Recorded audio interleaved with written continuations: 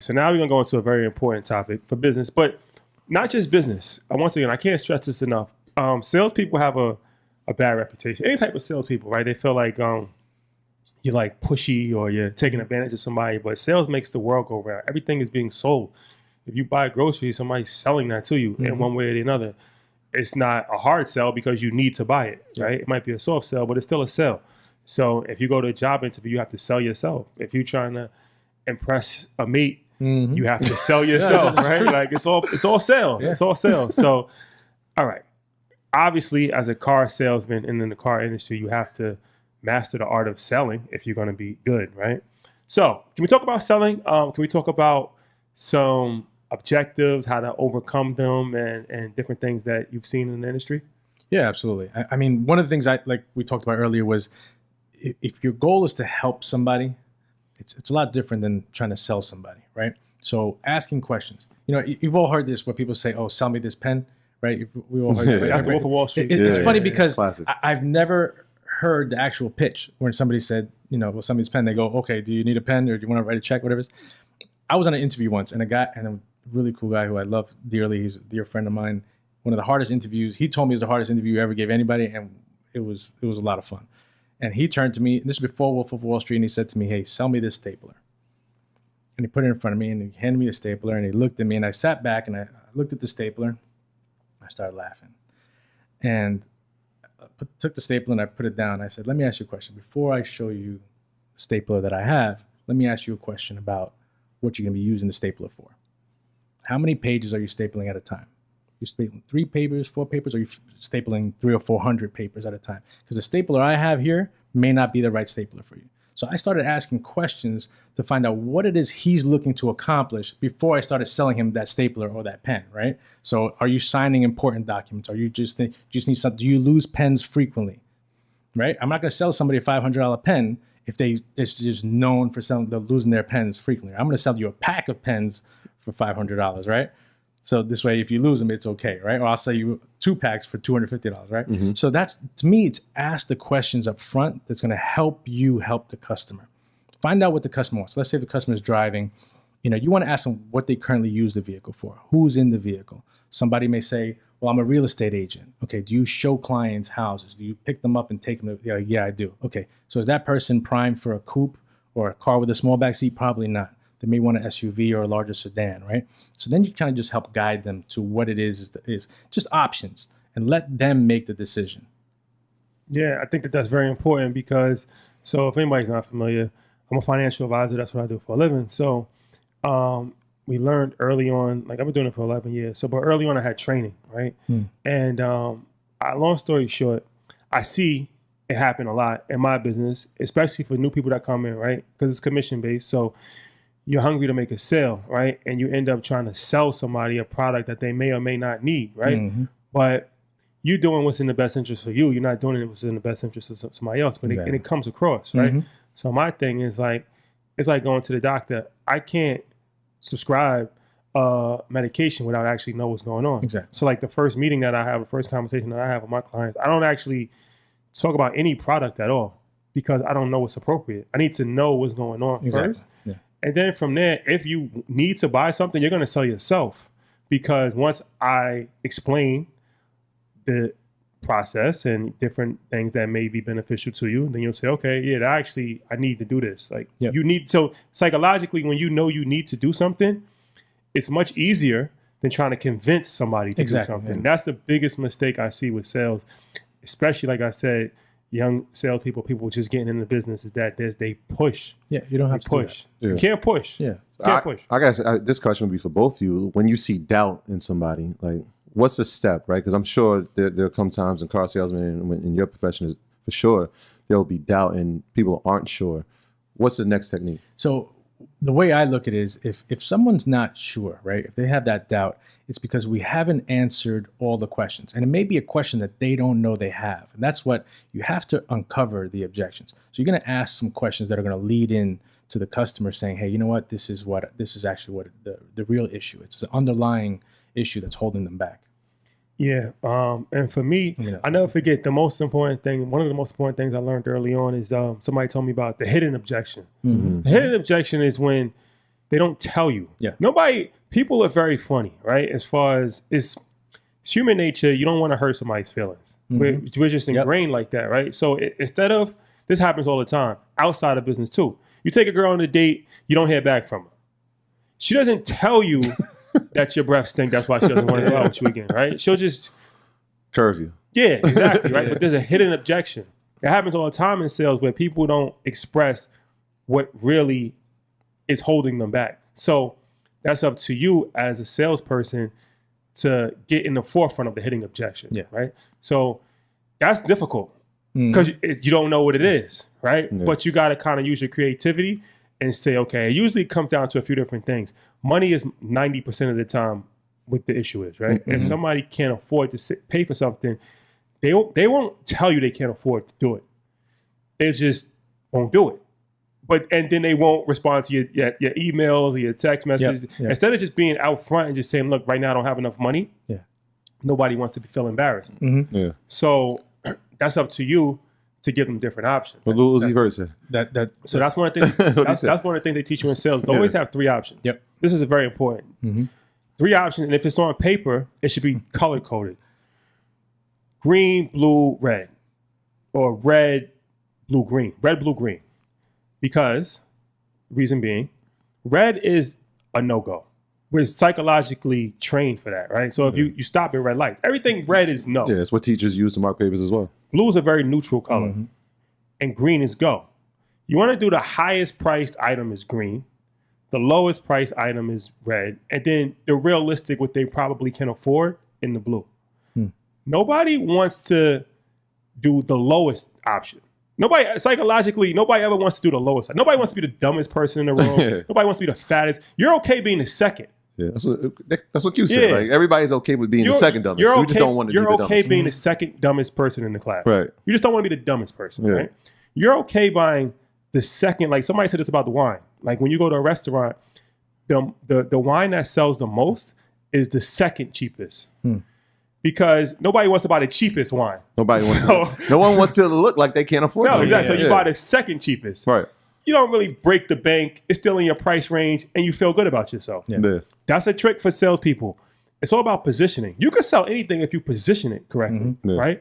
And you don't make people feel like they're going out of their budget. They're right in line. It's all about, you got to, kind of stroke the ego. So I say that to say, when you give somebody options, that's a way to get out in front of the hidden objection. Because if the price is the hidden objection, it's like, okay, now I've given you 3 prices. One I know you definitely can do. One you probably should do. And one you really can't do. That's my take on it. Yeah, I never heard the color thing, but same thing with us. We give three options. And the other thing you want to do is, going back to certified pre-owned, if you're giving a customer on a lease or if you're showing a customer a finance on a vehicle or a pre-owned car and you hit them with a number, a lot of times the finance number is going to be a lot higher than a lease payment. So giving them an option, say, hey, I know you mentioned you want to finance, but just so you know, if you were to lease out a brand new car, this is what the payment would be. And sometimes they say, wait a minute, that payment's a lot lower than this finance option. And it gives them that flexibility to say, hey, that's really my target area. And asking questions, like you said, if you know what they're currently paying for their car, you kind of understand where they're okay being. So right. So now that you've cleared the doubt, right? How do you become the Mariano of this deal? Like, how do you close this deal? How's it done for both of you? Well, it's every customer is different. I'll tell you that. So I've went into deals, one thing we do is you'll always see like a manager will come in if the salesperson can't close a deal. A lot of people think that, oh, this is the closer, this is the guy. It's not the case. It's just sometimes it's a different face. I don't know if that's the same thing. If you guys had that in the financial industry, if somebody else would follow up and just touch base. Sometimes somebody's willing to tell me something that they just didn't want to say to the salesperson. And they may say, you know what, this is really what I wanted to be. So we meet every customer that comes in if they're not able to close it. And like I said, if you really look out for the person, that's going to increase your chances of helping the customer and be able to close deals more often. Like you said, 90% of the time it is price, and you have to work the numbers. You have to take care of people. So yeah, and I think it depends on your personality too. Big time. So you can't be what you're not, and you kind of have to play to your strengths. Some people are naturally just really aggressive people, right? That's not me. I'm more of a laid back person, so my selling style is passive. But it's very important that at some point you have to close. Yeah. You can't just string things out forever because it'll fall apart. So knowing when to close is a very delicate thing. Like for me personally, my sales process is a 2-meeting process, right? The first meeting is just I gather information. The second meeting I present. And then at the end of the second meeting, there's a close at that point, right? Everybody's different. Some people like to close in the first meeting. To me, that's too aggressive, right? Some people stretch it out to 3 meetings. To me, that takes too long. So I think mastering your sales process for yourself is important, and knowing who you are as a person. Me personally, I'm not, like I said, I would strongly recommend not to be pushy, but some people like that, right? It's like a relationship. Some people like people that are aggressive. Some people like people that are laid back. You really, you kind of, and also every client isn't for you. That's something that's important as well, right? Oh, yeah. You can't chase money, because ultimately a bad client is not worth the money that you're going to get. Like, That's true. it's not worth it in the long run, because they're going to be calling you, they're going to be hounding you, and the stress and just even the service work that it may take. You might make a little bit of money, but it's going to cost you way more time. So I tell people all the time, the first meeting that I have with people, I say, this is for me to fill you out, to see if you're a good fit for me, and for you to see if I'm a good fit for you. I'm not trying to get every single person that walks into my door. When you take that approach, another psychological trick here. There's a reason why the pretty girl or the handsome guy, whatever, they always have people lined up to date them. Reason being is because they're hard to get. Psychologically, once you actually get the girl, it's not the same. The girl that constantly rejects you, we chase after that. The girl that we can easily get, we look right past. The same thing with sales. I never forget Bernie Madoff. When I watched this movie and I read some stuff, and they were saying that when he became so big to get money, like he would turn people down. Like they would say, like they were begging. They wanted to work with him. Yeah, because now if he's approaching it like, give me your money, I need your money, they're looking at it like, no. Psychologically, he's like, I don't need your money. When somebody tells you that they don't need you, you want them more. You want more. So that's another trick for salespeople to understand as well. You have to kind of position yourself to make it seem like you're the real asset. Your clients need you more than you need your clients. Well, that comes to inventory also. So you'll see that with certain vehicles, like let's say the G-Wagon, the big SUV, the Mercedes-Benz. People are paying top dollar for that car because you just can't get it. And you got people calling around the dealership saying, hey, do you have this car in stock? Whatever it is, I'm going to pay it because I want that particular car. So it does drive the market. Yeah. Sure. Yeah, that's some hacks. That's some psychological hacks right there. You definitely got to. And it's funny, you mentioned not being pushy, but to that point, I'm not a pushy type of person. I think you guys could see that. I'm pretty easygoing. But sometimes you need to nudge people, right? I can't tell you how many times the person everything was perfect. The car, the color, the price, the equipment, the dealership, everything was just right. And they just were still hesitant. It's like this fear of commitment, right? And sometimes you just have to let people know, say, listen, it's okay to say yes.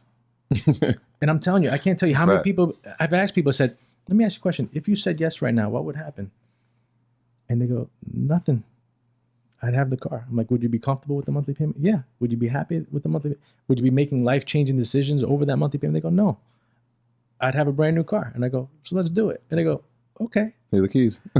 They go, okay. And they're surprised. They're like, you know what? I just bought a car. And I'm telling you, those are the happiest people in the world, because sometimes they need that little nudge, not pressure, but nudge to say yes. That's true. The fact that you just said that made me think of, like, I've taken a few people, like, I become the person that, oh, you must know about cars.